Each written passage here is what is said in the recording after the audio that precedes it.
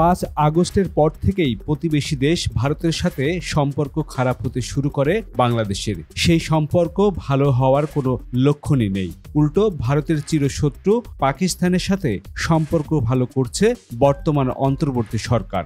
ব্যবসায়িক পরিধি বৃদ্ধি, আকাশপথে যোগাযোগ শুরুর সিদ্ধান্ত ইতিমধ্যে চূড়ান্ত। আর সম্পর্ক আরও জোরদার করার লক্ষ্যে 24 এপ্রিল বাংলাদেশে আসছেন পাকিস্তানের পররাষ্ট্রমন্ত্রী ইসহাক দার। আর তার আগে বুধবার বাংলাদেশে এসেছেন পররাষ্ট্র সচিব আমানা বালোচ। এসব সফরে উচ্চ পর্যায়ের বেশ কিছু বৈঠক অনুষ্ঠিত হবে।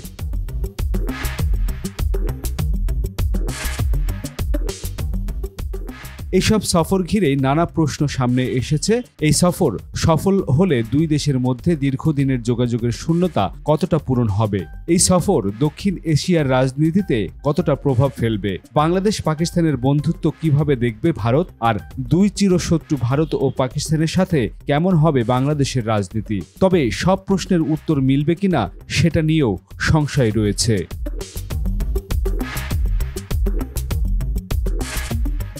বাংলাদেশ ও পাকিস্তানের সম্পর্কের পটভূমি রয়েছে 1971 সালের রক্তাক্ত মুক্তিযুদ্ধ ও জাতিগত নিপীড়নের ইতিহাস। স্বাধীনতার পর থেকেই এই ইতিহাস দুই দেশের সম্পর্কের উপর গভীর প্রভাব ফেলেছে। পাকিস্তান কখনোই আনুষ্ঠানিকভাবে 1971 সালের গণহত্যার জন্য দুঃখ প্রকাশ বা ক্ষমা চায়নি, যা এখনও একটি সংবেদনশীল ও অমীমাংসিত বিষয়।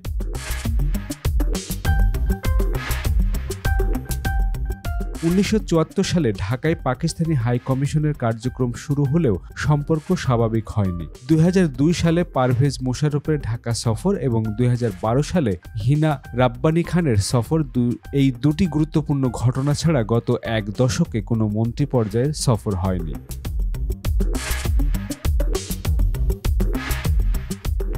2016 সালে জামায়াতে ইসলামের শীর্ষ নেতাদের যুদ্ধাপরাধ মামলার মৃত্যুদণ্ড কার্যকর করাকে কেন্দ্র করে পাকিস্তান প্রকাশ্যে প্রতিক্রিয়া জানালে দুই দেশের সম্পর্কে আরও টানাপোড়েন তৈরি হয়। বাংলাদেশের পক্ষ থেকে তাৎক্ষণিকভাবে কড়া প্রতিক্রিয়া জানানো হয় এবং সম্পর্ক স্থবির হয়ে পড়ে।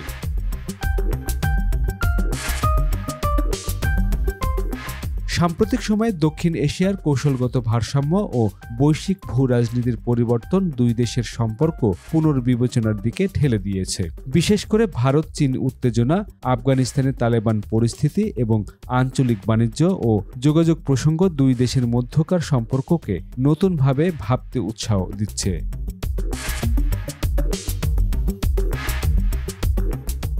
2021 সালে প্রধানমন্ত্রী শেখ হাসিনা এবং পাকিস্তানের তৎকালীন প্রধানমন্ত্রী ইমরান খানের মধ্যে চিঠি বিনিময়ের ঘটনা কূটনৈতিক মহলে আলোচিত হয়। এরপর হাই কমিশন পর্যায়ে কিছু প্রোটোকল ও ভিসা সংক্রান্ত প্রতিযোগিতা চালু হয়, যা দ্বিপাক্ষিক যোগাযোগ পুনরায় সক্রিয় করার ইঙ্গিত দেয়।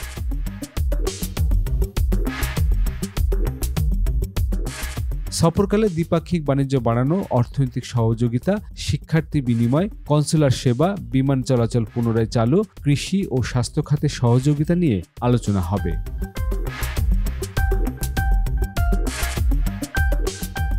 পররাষ্ট্র মন্ত্রণালয় সূত্র বলছে, সফরের সময় কয়েকটি সমঝোতা স্মারক স্বাক্ষরিত হতে পারে। এর মধ্যে রয়েছে বাণিজ্য সহযোগিতা, কনসুলার সেবা সহজীকরণ, বিশ্ববিদ্যালয় পর্যায়ে শিক্ষার্থী বিনিময়, সংস্কৃতি ও গণমাধ্যমে সহযোগিতা।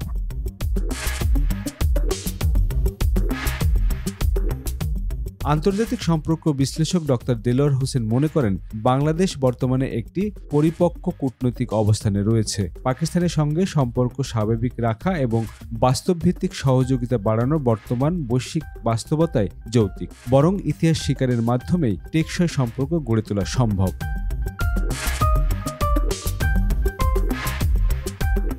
সাবেক রাষ্ট্রদূত হুমায়ুন কবির বলেন, এই সফর সফল হলে দুই দেশের মধ্যে দীর্ঘদিনের যোগাযোগের শূন্যতা অনেকটা পূরণ হতে পারে। তবে বাংলাদেশের উচিত হবে সবসময় সার্বভৌমত্ব মর্যাদা ও জাতিগত অনুভূতির প্রতি শ্রদ্ধা রেখে কূটনৈতিক সম্পর্ক চালানো।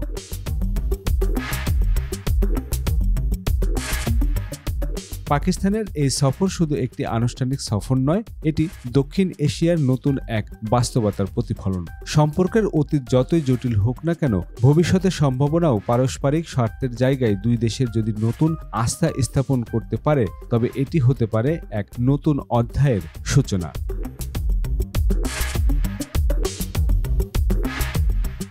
নিউজ ডেস্ক, বাংলা খবর 52।